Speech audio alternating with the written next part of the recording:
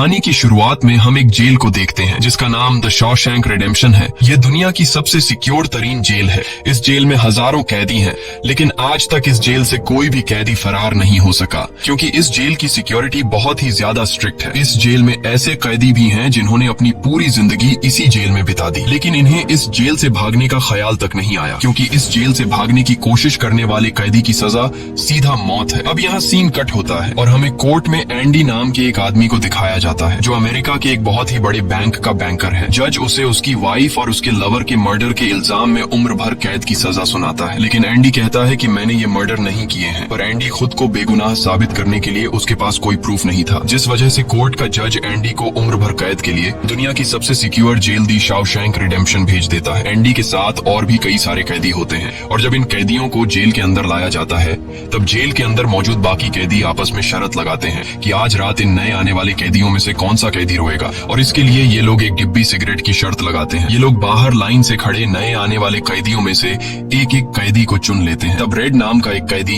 Andy पर दांव लगाता है, क्योंकि उसे लगता है कि एंडी बहुत ही मासूम है और वो बहुत ही अमीर घर का है जिसने कभी तकलीफ नहीं झेली, इसलिए उसे लगता है कि वो आज रात सबसे पहले रोएगा। इसके बाद सभी कैदियों को लाइन से जेल के अंदर लाया जाता है और हर एक कैदी को उसके सेल में बंद कर दिया जाता है। कुछ देर बाद रात हो जाती है और तब पुराने कैदी नए आने वाले कैदियों पर चिल्लाने लगते हैं ताकि उनमें से कोई डर जाए और रोने लगे, और ऐसा ही होता है। इन नए आने वाले कैदियों में से एक कैदी फूट फूट कर रोने लगता है और कहता है कि मुझे घर जाना है। तब वहाँ गार्ड आते हैं और उसे रोने से मना करते हैं, लेकिन जब वो आदमी रोना बंद नहीं करता तब गार्ड उसे सेल से बाहर निकालकर इतना पीटते हैं कि वह बेहोश हो जाता है। दूसरी तरफ रेड एंडी पर लगाया हुआ दांव हार जाता है और रेड समझ जाता है कि एंडी बहुत ही स्ट्रांग है, क्योंकि इतना डराने के बावजूद उसने एक आवाज तक नहीं की। इसलिए अगले दिन रेड अपने साथी को सिगरेट का एक डिब्बा दे देता है, क्योंकि रेड एंडी पर लगाया हुआ दांव हार चुका था। तभी हम एंडी को देखते हैं जो अकेला चुपचाप ब्रेकफास्ट कर रहा होता है। तब एंडी की मुलाकात जेल के सबसे पुराने कैदी ब्रुक्स से होती है। ब्रुक्स को यहाँ इस जेल में लगभग 50 साल पूरे होने वाले हैं। एंडी समझदारी से ब्रुक्स से इस जेल के सभी छोटे बड़े रूल्स और हर एक कैदी के बारे में जानने की कोशिश करता है। तब ब्रुक्स एंडी को जेल का हर एक सीक्रेट बता देता है और वो एंडी से कहता है कि अगर तुम्हें जेल के बाहर से कुछ मंगवाना हो तो रेड नाम के कैदी के पास जाना। ये सुनते ही एंडी भी इंतजार नहीं करता और वह सीधा रेड के पास पहुंच जाता है और रेड से कहता है कि मैंने सुना है तुम बाहर से किसी भी चीज को अंदर मंगवा सकते हो। तब रेड कहता है हाँ मैं मंगवा सकता हूँ, लेकिन ऐसी चीज जो यहाँ से भागने या फिर किसी को मारने में काम ना आती हो। एंडी रेड से कहता है कि मुझे हैमर यानी एक हथौड़ा चाहिए। हथौड़े का नाम सुनते ही रेड कहता है कि तुम्हें हथौड़ा ही क्यों चाहिए, क्या तुम हथौड़े से किसी को मारने वाले तो नहीं हो? तब एंडी कहता है नहीं, मैं किसी को मारने वाला नहीं हूँ, मेरा यहाँ कोई भी दुश्मन नहीं है। ये सुनकर रेड कहता है कि तुम्हारा यहाँ दुश्मन तो नहीं है, लेकिन जल्द ही कुछ लोग तुम्हारे दुश्मन बनने वाले हैं। वो कुछ लोगों की तरफ इशारा करके एंडी को वार्न करता है कि इन लोगों की गंदी नजर तुम पर है, इसलिए इनसे बच कर रहना। अगले दिन एंडी के कहने पर रेड उसके लिए हैमर मंगवा देता है और जब वो हथौड़ा देखता है तो रेड हंसने लगता है, क्योंकि हथौड़ा साइज में बहुत ही छोटा होता है। और रेड मन ही मन सोचता है कि इस हथौड़े से जेल में सुरंग बनाने में 600 साल लग जाएंगे। इसके बाद रेड ब्रुक्स के जरिए एंडी के सेल तक हथौड़ा पहुंचा देता है। ऐसे ही दिन बीतते हैं और एक दिन जब एंडी लॉन्ड्री में काम कर रहा होता है तब वो 3 लोग जिनकी एंडी पर गंदी नजर होती है वो एंडी को पकड़ लेते हैं। एंडी उनसे अपने आप को छुड़ाने की कोशिश करता है, पर 3 लोगों को वह अकेले कंट्रोल नहीं कर पा रहा था, इसलिए ये तीनों पहले एंडी को खूब पीटते हैं और फिर एंडी के साथ गलत करते हैं। यह सिलसिला इसी तरह चलता रहता है। ये लोग हमेशा एंडी को पकड़ते और फिर उसे मारकर उसके साथ गलत करते रहते। इस तरह से 2 साल बीत जाते हैं और एक अनाउंस होता है कि छत की मरम्मत के लिए कुछ लोगों की जरूरत है। यहाँ कैदियों की एक टीम छत के काम के लिए तैयार हो जाती है, जिसमें रेड और एंडी भी शामिल होते हैं। ये लोग सब अपने काम पर लग जाते हैं और छत पर उनकी देखभाल की जिम्मेदारी एक बहुत ही सख्त सिक्योरिटी गार्ड की होती है जिसका नाम हैडली है। हैडली बहुत ही स्ट्रिक्ट इंसान है जो जरा सी गलती पर कैदियों को बहुत बुरी तरह पीटता है। जब सभी कैदी छत पर काम कर रहे होते हैं तब हैडली थोड़ा परेशान होता है और अपने साथियों से कहता है कि मेरे भाई की हाल ही में मौत हुई है, जिसके अकाउंट में $30,000 पड़े हैं। अब मेरे भाई का मेरे अलावा इस दुनिया में और कोई नहीं है, इसलिए उसके पैसे पर मेरा हक बनता है। लेकिन परेशानी की बात यह है कि जब मैं इन $30,000 को अपने अकाउंट में ट्रांसफर करूंगा तब सरकार मुझसे टैक्स के रूप में सारे पैसे ले लेगी। हैडली जब अपने साथियों से यह बातें कर रहा था तब एंडी भी इसकी सारी बातें सुन लेता है। एंडी जो कि एक बहुत बड़ा बैंकर है, उसे पता था कि इन पैसों को बिना गवर्नमेंट को टैक्स दिए कैसे निकाला जा सकता है। इसके बाद एंडी बिना सोचे हैडली के पास जाता है और उससे कहता है कि क्या तुम अपनी बीवी पर भरोसा करते हो? ये बात सुनते ही हैडली एंडी को गुस्सा आ जाता है और वह एंडी को पकड़कर छत के किनारे ले जाता है, लेकिन उसे नीचे फेंकने से पहले एंडी उसे बताता है, अगर तुम अपनी बीवी पर भरोसा करते हो कि वह तुम्हें धोखा नहीं देगी तो तुम आसानी से अपने भाई के पैसे अपनी वाइफ के अकाउंट में ट्रांसफर कर सकते हो, वह भी बिना टैक्स दिए, क्योंकि गवर्नमेंट का एक रूल है कि कोई भी इंसान अपनी पत्नी को पूरे जीवन में $60,000 तक गिफ्ट कर सकता है और इन पैसों पर कोई टैक्स नहीं लगता। और एंडी ये भी कहता है कि अगर तुम बाहर से किसी लॉयर को रखोगे तो वह तुमसे बहुत ज्यादा पैसे चार्ज करेगा, लेकिन मैं ये काम तुम्हारे लिए फ्री में कर सकता हूँ। तब हेडली पूछता है, बदले में तुम्हें क्या चाहिए? इस पर एंडी मुस्कुराते हुए कहता है, मुझे कुछ नहीं चाहिए, जब तुम्हारा काम हो जाए तुम बस मेरे सारे दोस्तों को बियर पिला देना। और अगले दिन सभी कैदी छत पर बैठकर बियर का मजा ले रहे होते हैं, यानी एंडी ने हेडली का काम कर दिया था, लेकिन एंडी बियर नहीं पीता। वह एक कोने में बैठकर सभी को बियर पीते देखकर खुश होता है। एंडी के साथी भी उससे बहुत खुश होते हैं, क्योंकि जेल में बियर पीना ऑलमोस्ट इम्पॉसिबल था, लेकिन एंडी की वजह से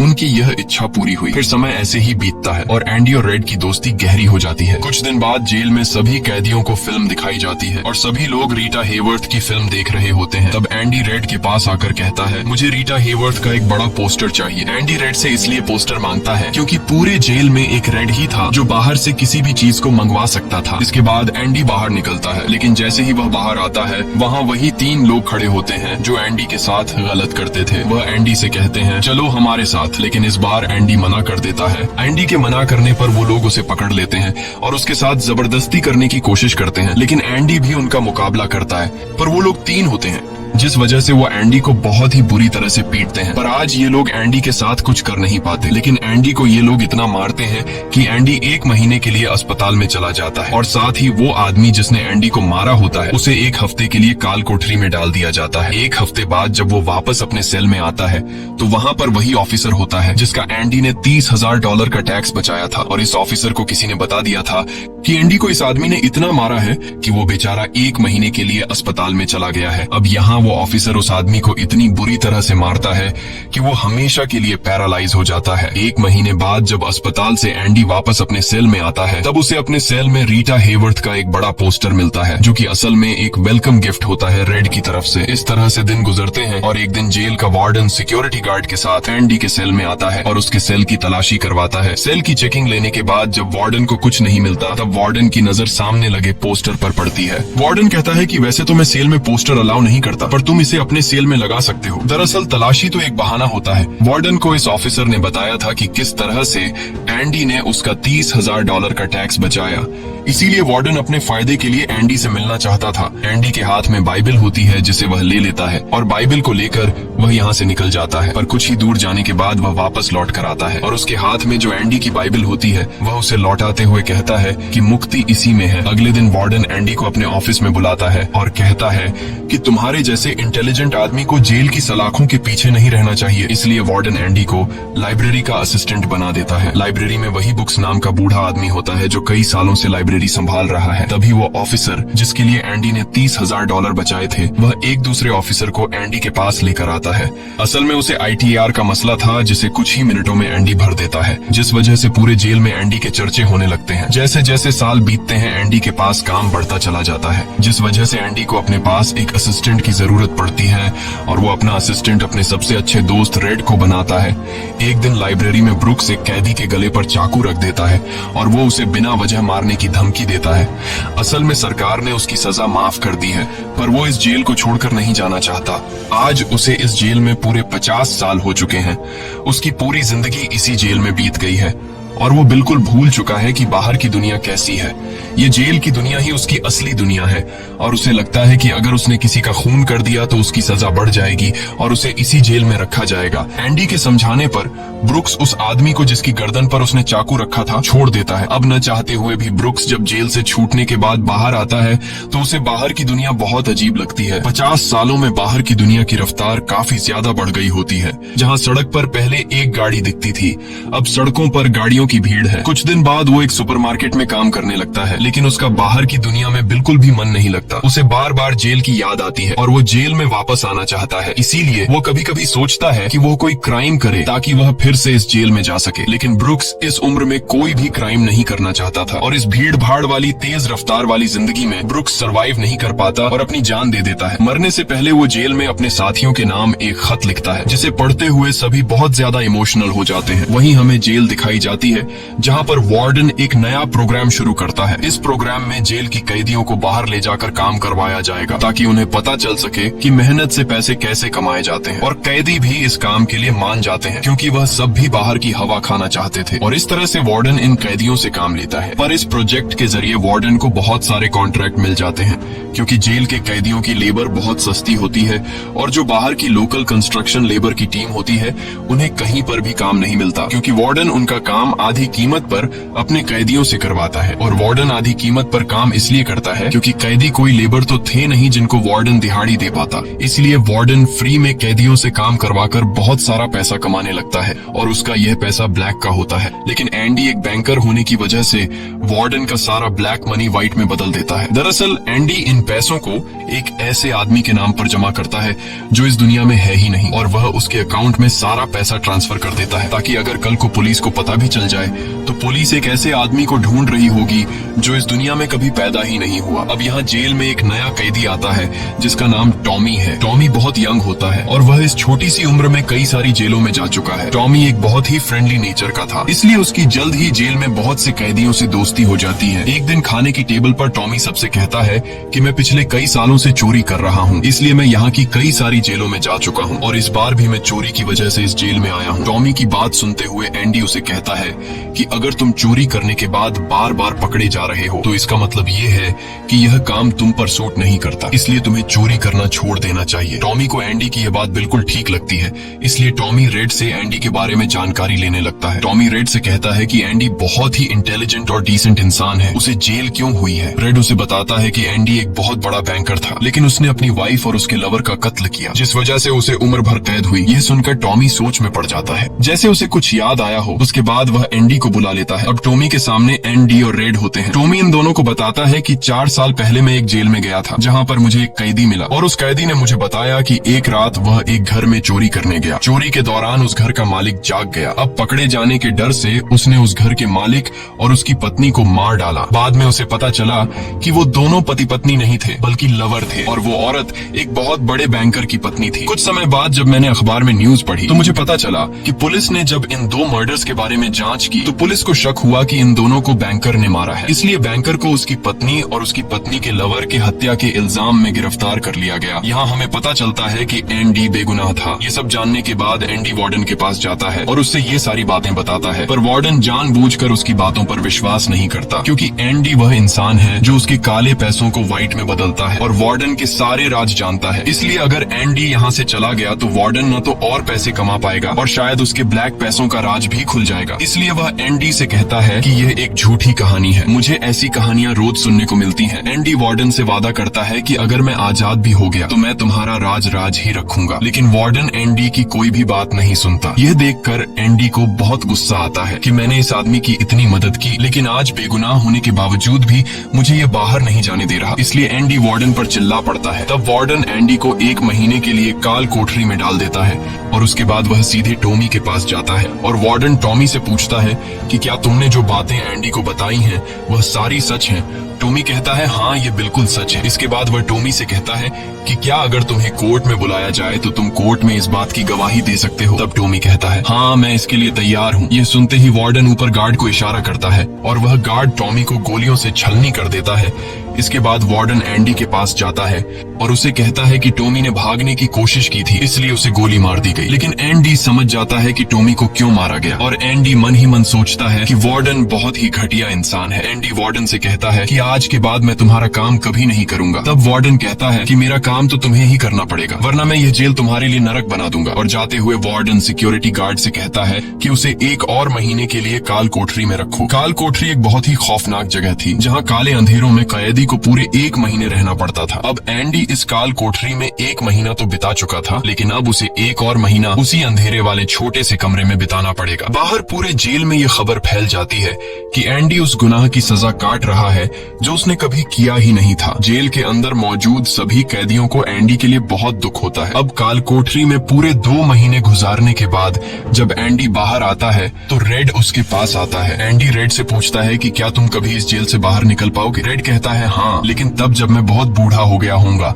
और मेरा दिमाग काम करना बंद कर देगा। एंडी कहता है कि मैं यहाँ से निकलकर मेक्सिको जाऊंगा। मेक्सिको में समुद्र किनारे एक बहुत खूबसूरत जगह है। कहा जाता है कि इंसान अपने आप को वहाँ खो देता है। मैं वहाँ अपना एक रेस्टोरेंट खोलूंगा, समुद्र किनारे अपनी नाव की रिपेयर करूंगा और वहाँ मुझे एक जोगाड़ी आदमी की जरूरत पड़ेगी जो मेरे लिए बाहर से सामान लाया करेगा। असल में वह रेड की तरफ इशारा कर रहा था। रेड ये सुनकर कहता है कि उम्मीद बहुत खतरनाक चीज होती है, ये इंसान को पागल तक कर देती है। तुम्हें सच्चाई की दुनिया में वापस लौटना होगा। मेक्सिको यहाँ से बहुत दूर है। ये कहकर रेड वहाँ से जाने लगता है, लेकिन जाने से पहले एंडी रेड से कहता है कि वादा करो कि अगर तुम कभी यहाँ से रिहा हुए तो मेरा एक काम करोगे। रेड कहता है हाँ, मैं जरूर करूंगा। तब एंडी रेड को एक एड्रेस बताता है और कहता है कि जब भी तुम यहाँ से छूट जाओ तो उस जगह जाना जहाँ एक बड़े मैदान के बीच एक खूबसूरत पेड़ है। उसी पेड़ के नीचे मैंने अपनी वाइफ को प्रपोज किया था। वह रेड से कहता है कि उसी पेड़ के नीचे एक दीवार के अंदर तुम्हें काले रंग का पत्थर मिलेगा जिसके नीचे मैंने एक बॉक्स छिपाया है, और जब भी तुम रिहा हो जाओगे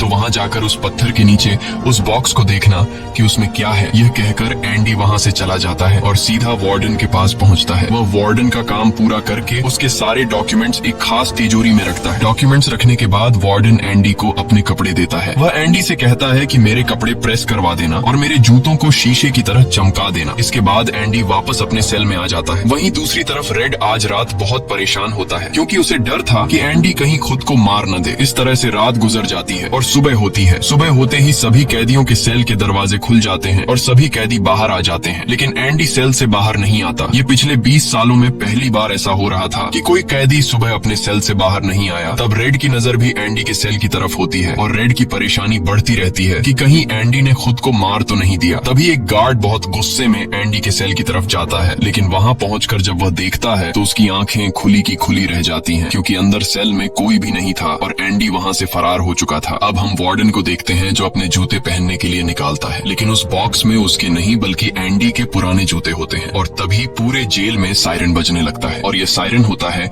किसी कैदी के भागने का। वार्डन तेजी से एंडी के सेल में जाता है और वहाँ वह देखता है कि एंडी नहीं है। इसके बाद वह सिक्योरिटी गार्ड से कहता है कि जाओ और रेड को बुला कर लाओ क्योंकि वह हमेशा एंडी के साथ रहता था। यहाँ पर रेड को भी बुलाया जाता है। वार्डन रेड से पूछता है कि यह एंडी कहाँ है। रेड कहता है कि मुझे क्या पता। इस बात पर वार्डन को बहुत गुस्सा आता है। वह कहता है क्या वह कोई भूत था जो रातों रात यहाँ से गायब हो गया। गुस्से में वार्डन वहाँ पड़े पत्थर उठाता है और उनसे गार्ड्स और रेड को मारने लगता है और एक पत्थर वह उस पोस्टर पर भी मारता है जो दीवार पर लगा होता है, पर पत्थर टकराकर नीचे नहीं गिरता बल्कि पोस्टर के आर पार हो जाता है। और जब वार्डन उसके अंदर हाथ डालता है तो देखता है कि एंडी ने वहाँ एक बहुत बड़ी सुरंग बना रखी थी जिसे देखकर सब हैरान हो जाते हैं क्योंकि यह दीवार बहुत मजबूत होती है। बिना मशीन के इस दीवार में सुरंग बनाना लगभग नामुमकिन था, पर एंडी ने नामुमकिन को मुमकिन कर दिखाया और यहाँ से फरार हो गया। इसके बाद सभी गार्ड्स वहाँ जाते हैं जहाँ से एंडी बाहर निकला था। वहाँ उन्हें एंडी के पुराने कपड़े और वह हथौड़ी मिलती है जो आज से 20 साल पहले एंडी ने रेड से मंगवाई थी। ये वही हथौड़ी होती है जिससे पिछले 20 सालों से एंडी अपनी सेल की दीवार में सुरंग बना रहा था। 20 सालों से एंडी ने यह काम इतनी बारीकी से किया कि किसी को पता तक नहीं चला। साथ ही दीवार से जो भी मिट्टी निकलती थी वह उसे अपनी जेब में रखकर ग्राउंड में बिखेर देता था। एंडी ने आखिरी बार जब वार्डन के लिए काम किया था तो वह वार्डन के काले पैसों के सारे डॉक्यूमेंट्स अपने पास रख लेता है और उसके पास जो उसकी बाइबल होती है वह उसे वार्डन की नजरों के सामने चालाकी से उसकी तिजोरी में रख देता है और एंडी वार्डन को ऐसे दिखाता है कि जैसे ये बाइबल नहीं बल्कि उसके डॉक्यूमेंट्स हैं। साथ ही वार्डन ने जो अपने कपड़े उसे प्रेस करने के लिए दिए थे, एंडी पहले वार्डन के कपड़ों को पहनता है और फिर उसके ऊपर अपने पुराने कपड़े पहन लेता है और वे जूते जो वार्डन ने उसे शीशे की तरह चमकाने के लिए दिए थे एंडी उन्हें पहनकर निकल जाता है। रात को जैसे ही सारी लाइट्स बंद होती हैं, एंडी अपने सेल में की गई सुरंग से बाहर निकलता है। इसके बाद वह एक गटर का पाइप तोड़ता है और उस पतले से गटर के पाइप में रेंगता हुआ उस जेल से फरार हो जाता है जिससे आज तक कोई भी भाग नहीं सका था। हालांकि एंडी जिस गटर के पाइप से रेंगता हुआ बाहर निकला था